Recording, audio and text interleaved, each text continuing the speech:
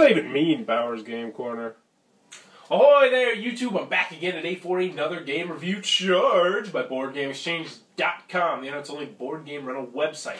Today I'm very excited to be checking out Battle for Moscow from Victory Point Games. This is for ages 12 and up for 2 players. It'll take about 50 minutes to play. And in Battle for Moscow, you will be taking control of the dreaded Nazis versus the dreaded USSR. Can you tell I'm American?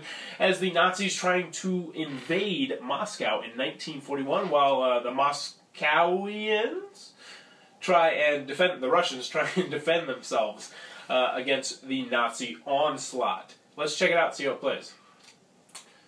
Alright, Battle for Moscow. We're going to take a look at what all you're going to get in the game, and I'm going to show you real loose how you're going to play the game. First and foremost, Victory Point Games always likes to include a lot of stuff with their games, a lot of promotional material, a lot of stuff about their other games, all that sort of stuff. You're going to get that. Next, they have a little brief intro to Battle for Moscow, an intro to wargaming, because this is a very introductory kind of war game. It's not a very complex war game. It's great for teaching, and I really like the fact they included that.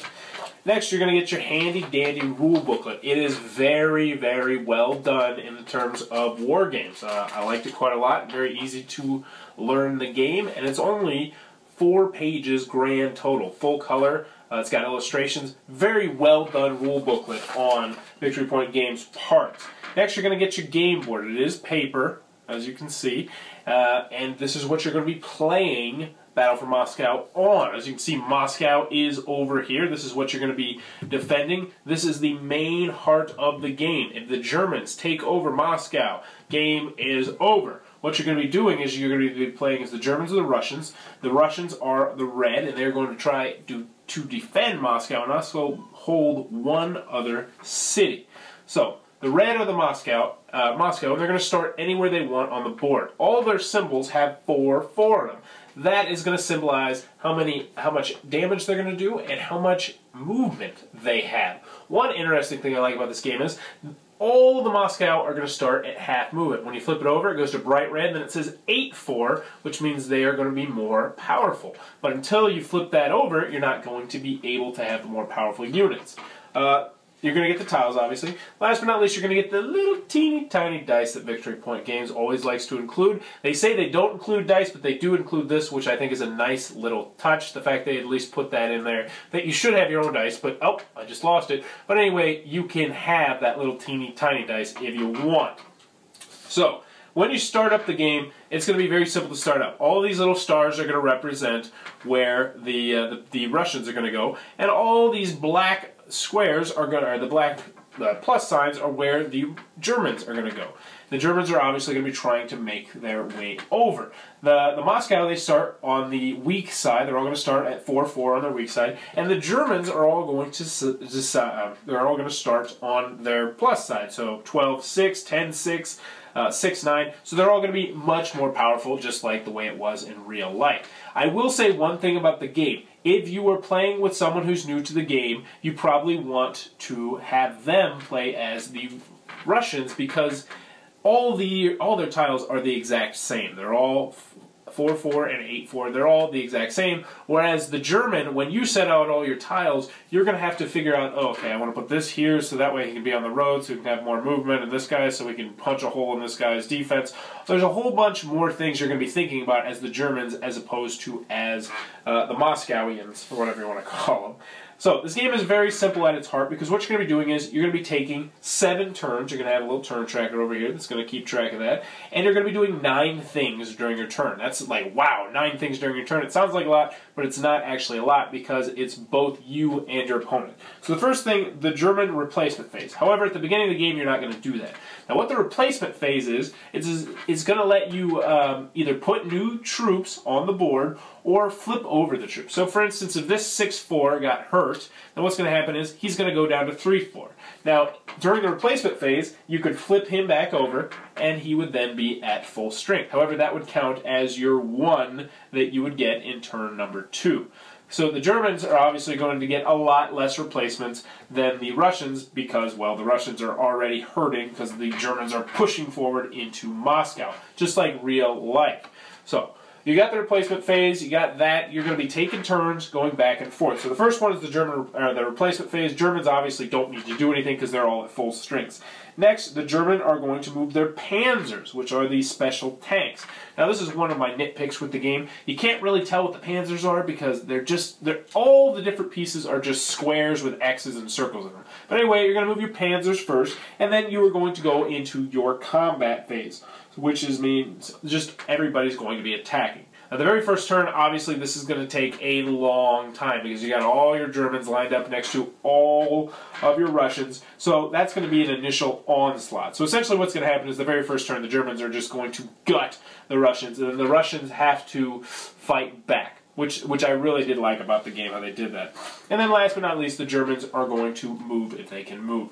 Next, you're going to get to the Russian replacement phase. So they've just been gutted by the Germans. They've just had a bunch of their pieces taken out. Now they're going to be able to flip over their pieces or add new pieces to the board, which are going to help them defend their city. They start at half strength, and one thing you can't do is you can't say, all right, one of my turns I'm going to do this, and then the other turn I'm going to do this. So you can't do that all with two moves on a replacement phase. You have to do it one turn, and then on the second turn you have to flip it over, which keeps it interesting. So you can just be like, all right, this guy's in, and this guy's in, and they're full strength, ready to go. But that's your turn. It's really that simple. All you're going to be doing is the Germans are going to go first. They are going to do their replacement if it's applicable, and then they are going to move their panzers, and then they are going to attack, and then they're going to move, and then the Russians are going to repeat. And you're just going to do that through the 7 turns, go through the replacement phase. On the fourth turn, the third and fourth turn is a little bit different because there's mud. However, the mud really doesn't have too much of an effect on the game. It has a small effect, but not a huge effect, enough to really plan a solid strategy around it. You can if you're really into war games, but for most people, they're just going to deal with it.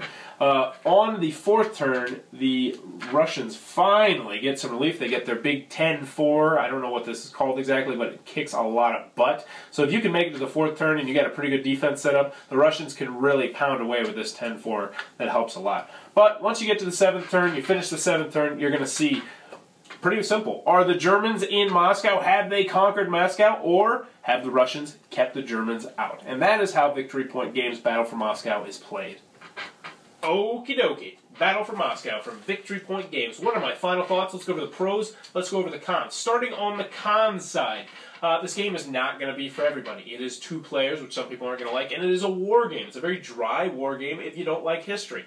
Also, a lot of people are not going to want to play as Germany versus USSR, America, so it's not going to be everybody's cup of tea. Also, it's on the light end of the war game spectrum. This is a great introductory war game. However, if you're more experienced war gamers, I probably am not going to recommend Battle for Moscow. However, Victory Point Games does have some more complex war games that I think will wet your whistle a little bit better if you want to check out that same company. Also, the last complaint I have is I didn't like the artwork on the little tiles. It was extremely generic. It's like panzers are a square, shock troopers are a square with an X, and it seemed really lazy and really boring. I really would have liked to have the pictures on there instead of just the little X. Don't know why they did that. Moving on to the pros, though, this is a great, fun little game. It sets up real easy. It's very easy to teach. Also, the rule booklet is very clear and concise. With a lot of these war games, the rule books are just atrocious. I'm looking at you, Victory Point Games. I've played a couple of your games with bad rule books. However, Battle for Moscow actually has a really good rule booklet. It's very quick, concise, easy to learn. Battle for Moscow is a very fun little war game that I can recommend if you were looking for a light war game or an introductory game war game. I really enjoyed my time with Battle for Moscow. If you enjoyed this review, please be sure to subscribe to my channel. Thanks for your time, YouTube. That was a review for Battle for Moscow. For more reviews, check back at Bauer's Game Corner. Also check out BoardGameExchange.com, the nationwide board game rental service.